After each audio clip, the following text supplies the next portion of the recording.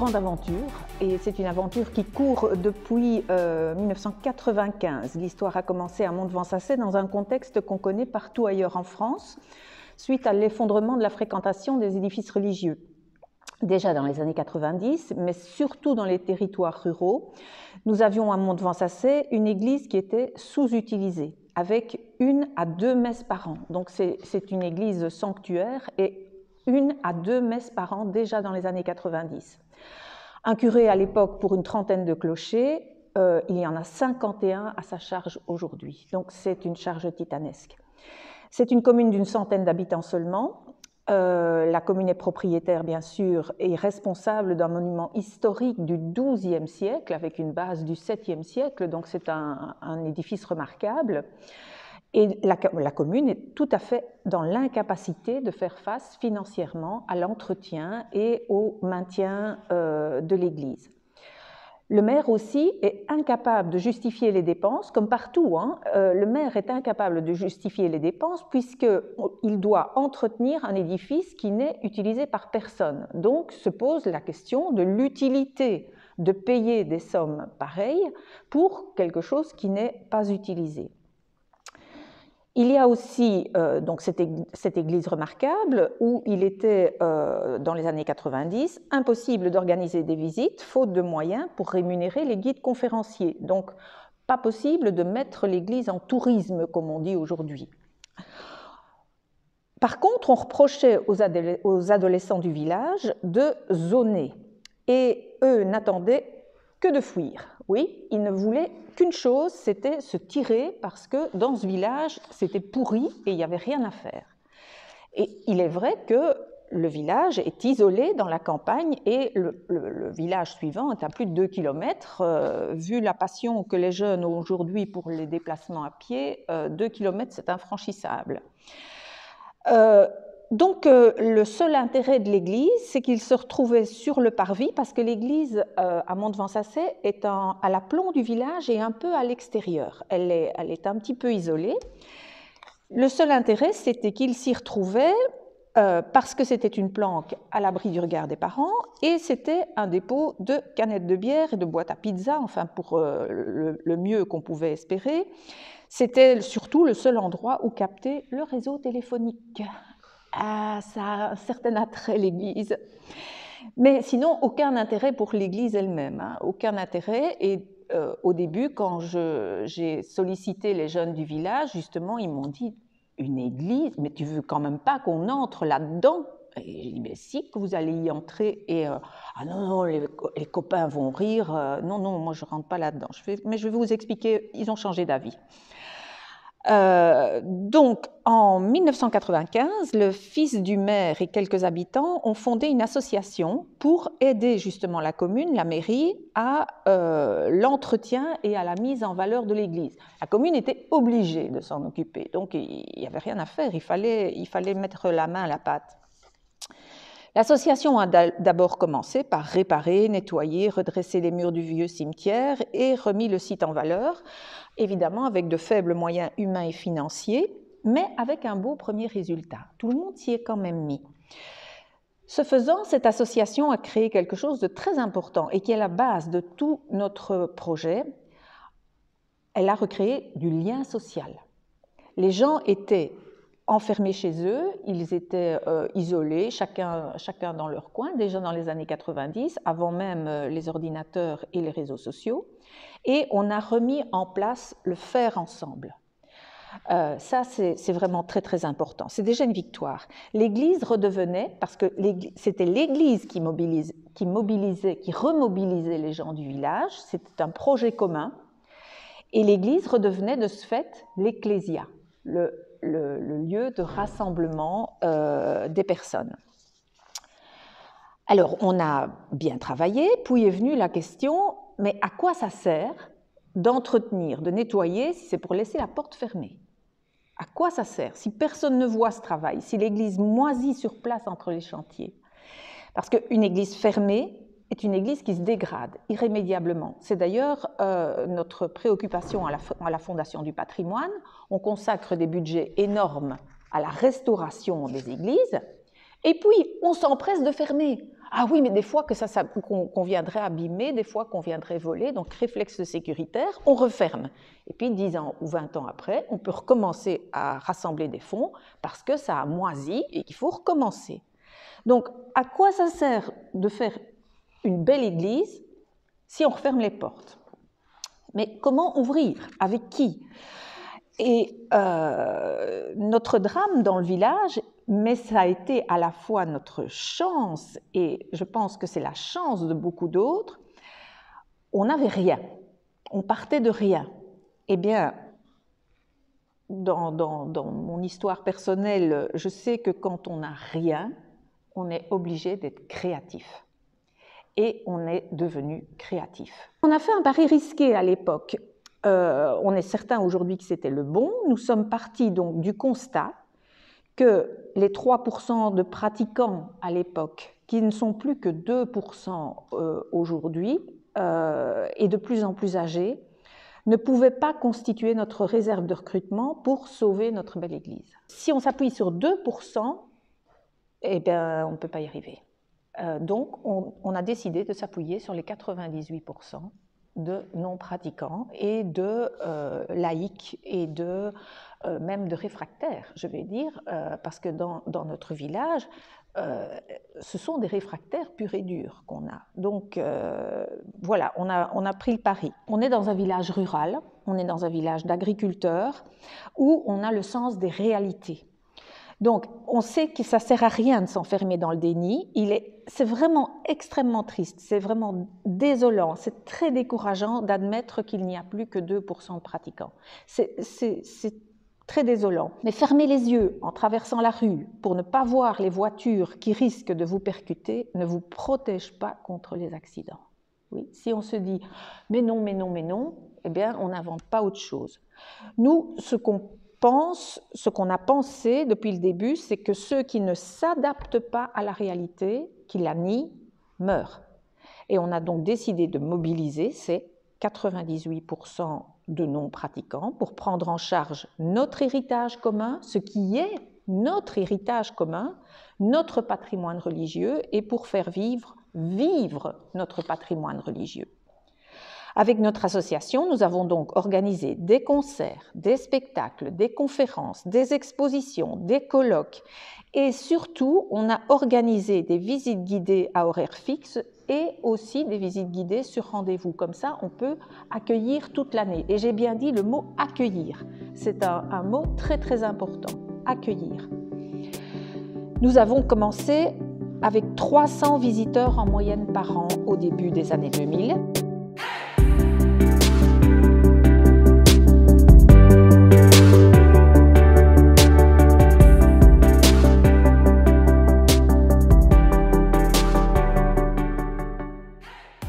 Ma collègue enseignante et moi-même, on était toutes les deux, donc on était les chevilles ouvrières de l'association. On était en activité à temps plein, toutes les deux, comme enseignantes, et on ne pouvait pas assurer les permanences et animer tous les chantiers, les événements et les visites guidées 365 jours par an. Et à l'époque, j'étais enseignante en ZEP, donc en zone d'éducation prioritaire, dit Molenbeek, qui était le quartier d'où provenaient mes élèves. Là, c'est tragiquement célèbre, hein, Molenbeek. La tâche était rude. On vient de mettre en lumière ce problème qui s'est passé dans un collège ou un lycée, avec ce tableau de femmes dénudées qui a tellement mis le feu aux poudres. Déjà dans les années 90, j'étais confrontée à ce problème. Comment expliquer les cathédrales gothiques, les tableaux de Rubens, les Vénus de Botticelli, la chapelle Sixtine à des élèves musulmans? C'était d'une difficulté incroyable. Là aussi, ça m'a rendue créative. Hein. Cette expérience, j'ai pu vraiment la mettre à profit parce que je me suis retrouvée devant la même levée de bouclier. Ah non, je ne rentre pas dans une église. Mais pourquoi tu n'y rentres pas? Ah ben parce que. Ben non, parce que n'est pas une réponse. Explique. Et viens avec moi. Et passer la porte. Ah oui, mais c'est beau. Ah, j'ai gagné. Oui, c'est vraiment comme ça que ça s'est passé. Ah oui, mais c'est beau. Mais passez la porte, ôtez la peur, ôtez le barrage.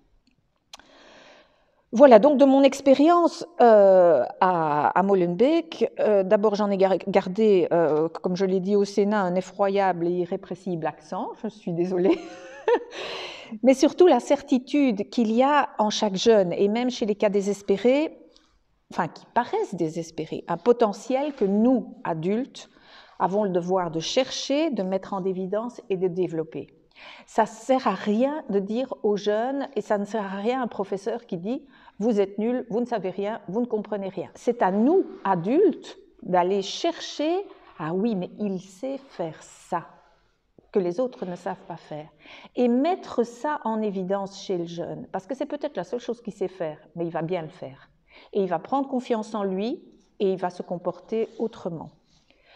Donc, ma collègue et moi, on se désolait dans le village de voir, au début des années 2000, de voir errer les adolescents tout l'été et les vacances scolaires à ne rien faire, que s'attirer les critiques et les reproches des aînés. Nos jeunes des territoires ruraux, dans les villages isolés comme le nôtre, mais on peut dire la même chose dans les quartiers urbains, sont dépendants des parents jusqu'à l'âge d'avoir une mobilette ou une voiture. Si les parents travaillent ou n'ont pas de voiture ou pas de moyens pour les occuper, ils errent et ils se sentent inutiles, dévalorisés et parfois frustrés. Oui, très frustrés. Et donc, à la frustration, il y a toujours la réponse de la violence ou de l'agressivité. Donc, il faut éviter cette frustration.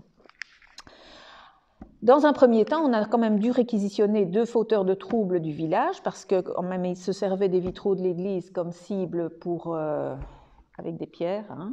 Donc, on a quand même dû aller sévir et les attraper par le col, les faire participer au nettoyage de leurs bêtises, et puis on a essayé de leur confier des tâches sur les chantiers participatifs que nous avons commencé à organiser et sur les chantiers collaboratifs avec d'autres jeunes. Donc, on a fait venir des jeunes de l'extérieur. Donc, les chantiers CHAM, les missions locales, etc. J'ai organisé des camps participatifs et collaboratifs entre des troupes scouts et les habitants du village. Pas seulement les jeunes, aussi les plus âgés. Et les scouts venus de la ville avec tout leur panache et toute leur superbe ont dû venir se mettre aux ordres de l'instituteur du village qui leur apprenait comment faire du ciment, comment mettre des pierres l'une sur l'autre, ou comment nettoyer, comment on utilise un balai. Ça, vous avez beau faire maths sup, parfois un balai, en même temps, si vous n'avez pas fait d'expérience, ça ne marche pas. Et cette mixité qu'on a apportée a fait du bien à tout le monde. Ça a remis un peu les scouts à leur place et les gens du village se sont dit « ah mais oui, mais nous, on sait faire des choses, on leur a montré qu'on sait faire des choses », donc ils ont repris confiance en eux. Faire confiance, c'est vraiment le mot magique. Et ça n'a pas été facile quand même au début, faire confiance. En participant et en voyant qu'on leur faisait confiance, les jeunes se sont sentis utiles et peu à peu, ils ont fait eux-mêmes respecter les travaux de nettoyage par les autres jeunes. Donc au début, ils cassaient, ils abîmaient. Quand on les a mis en responsabilité de nettoyer, et puis que d'autres sont passés par derrière pour remettre des boîtes de pizza et des canettes de bière, je peux vous dire que nous, on n'a rien eu à dire. Ils se sont fait recevoir. Au fur et à mesure, on n'a plus rien eu à faire. Ça se fait automatiquement. Ils se le disent entre eux, et c'est passé dans les mœurs. On les a d'abord mis au boulot à nettoyer, puis ils ont participé au chantier, ils se sont dit ben oui, je sais mettre une pierre sur une autre et je sais mélanger un peu d'eau avec du ciment, donc je sais faire du ciment, donc je sais monter un mur. Et puis, tout en nettoyant et en participant au chantier, ils nous entendaient, ma collègue et moi, accueillir les visiteurs et faire les visites. Il n'y a rien de tel que d'entendre 10 fois raconter la même chose pour le retenir. Et donc, on s'est surprise, ma collègue et moi, au début, à s'apercevoir que quand on était occupé, les jeunes répondaient aux questions des visiteurs eux-mêmes. Bon, s'ils savent répondre aux questions, on va les aider, on va leur apprendre comment faire pour faire les visites. Ça va nous soulager certains après-midi des visites, et puis c'est comme ça que c'est parti. Ils ont convaincu les copains de venir avec eux faire les visites, parfois d'autres villages. Les jeunes nous ont remplacés à l'église certains après-midi, puis pendant toutes les vacances. Et aujourd'hui, nous formons 35 à 40 jeunes ambassadeurs du patrimoine par an. Dans un village, je vous rappelle qu'il y a moins de 100 habitants, où il y a une moyenne de 2 adolescents en permanence, puisque ces adolescents grandissent, puis il y a des enfants qui arrivent. Mais donc, on a en moyenne 2 à 3 jeunes du village qui participent au projet. Les autres viennent des villages alentours et certains viennent à Mobilette, ils font 15 km pour venir à Mobilette pour venir passer l'après-midi comme guide. Alors ma collègue et moi, par respect pour l'engouement des jeunes, nous avons mis en place une véritable formation avec des outils pédagogiques et un encadrement. On a mis en place des formations pour apprendre des savoir-être, comment se comporter. Vous avez 12 ans, comment fait-on face, parce que c'est ça au début, comment fait-on face à un adulte?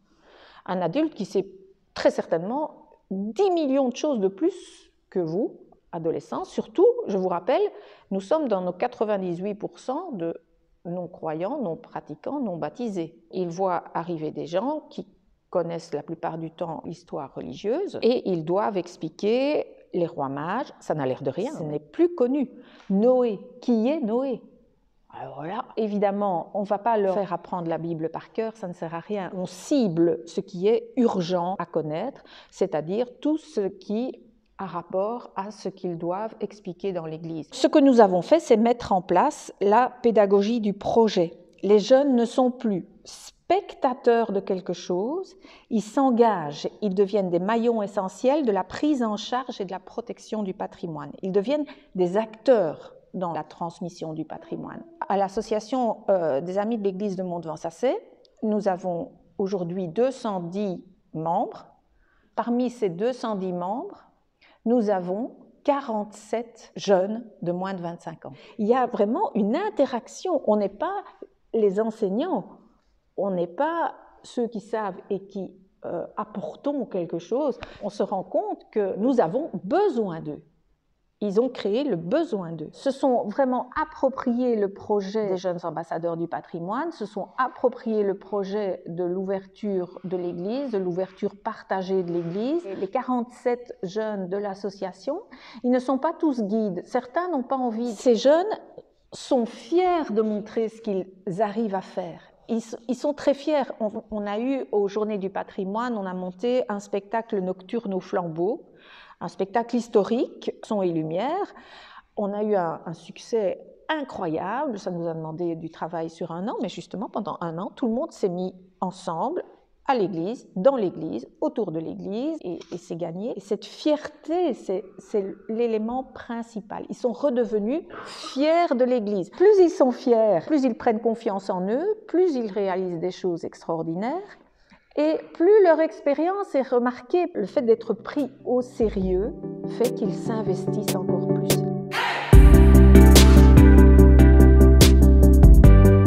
On a été porté par cet intérêt qu'on a suscité, et on a décidé d'aller plus loin. Ce qu'on est capable de faire à Mont-de-Vent-Sassay, on peut le faire partout. Et on a décidé de créer une structure qu'on appelle désormais Défi Jeunes Ambassadeurs du Patrimoine. Notre réponse, elle est rapide et clé en main. 18 ans d'expérience et de remaniement. C'est une expérience pilote. Il faut vraiment repenser le patrimoine religieux.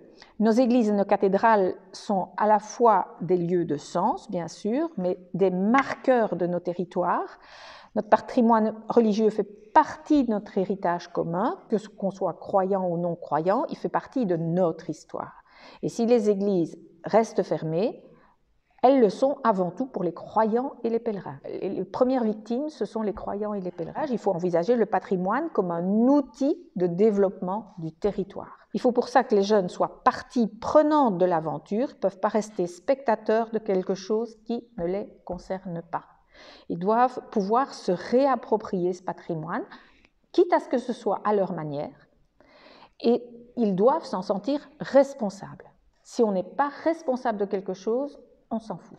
Donc, Défi Jeunes Ambassadeurs est un moyen de participer à la sauvegarde et à la pérennité de notre patrimoine en péril en ouvrant les églises au public, un moyen de participer à la dynamique économique des territoires grâce à la mise en accès et à ce que j'appelle la mise en tourisme. Les Jeunes Ambassadeurs du patrimoine, c'est ouvert à tout le monde.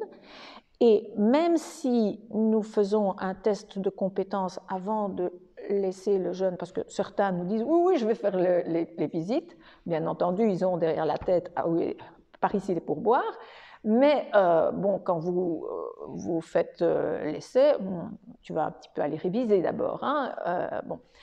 Et certains n'y arrivent pas et n'ont aucune chance d'y arriver. Ceux-là, pas question de leur dire t'es pas bon, tu conviens pas, pire, t'es trop bête, oui, et certainement pas.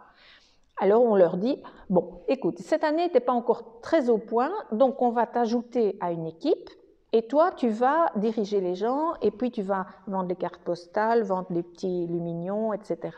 Et puis en suivant la visite avec les aînés la première année, tu vas te faire au métier, et puis l'année prochaine on revoit la chose. Mais quand il y a 30 candidats, on prend 30 personnes.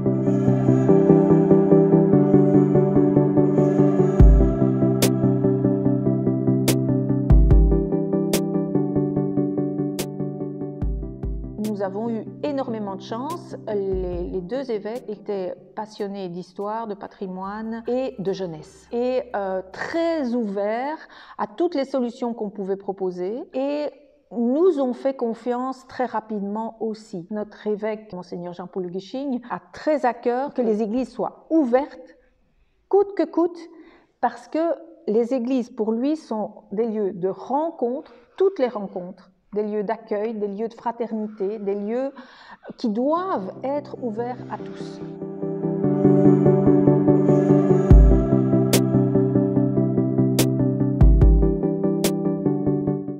On a formé à peu près 300 jeunes depuis le début de l'aventure à Mont-de-Vent-Sassay, à partir de 12 ans. Et les 3 premiers étaient des enfants du village. Un jeune dont les parents n'avaient vraiment aucun moyen, et ce jeune enfant unique a décrété « Plus tard, je veux être producteur de cinéma ». Il est producteur de cinéma. Oui. Ses parents n'ont pas mangé pendant des années parce que, enfin en tout cas pas le soir, parce qu'il fallait payer les études. Un autre est issu d'une famille très très très nombreuse et aucun n'a eu le bac. Une famille où il n'y a pas un livre dans la maison. Et il a fait des études supérieures et il est engagé dans une boîte américaine à Nancy, en CDI bien sûr. Et il a été engagé justement parce que, à formation à diplôme égal, par rapport aux autres candidats, il avait une facilité à aborder le client, une facilité de communication, une expérience du travail en équipe, une capacité d'autonomie. Ces jeunes-là reviennent témoigner de ça. Les nôtres sont devenus fiers de ce qu'ils ont et de ce qu'ils font. Les jeunes ont pris en charge la formation des nouveaux, donc je ne dois même plus m'occuper de la formation des nouveaux, et ils vont perpétuer le projet. Le projet est parti.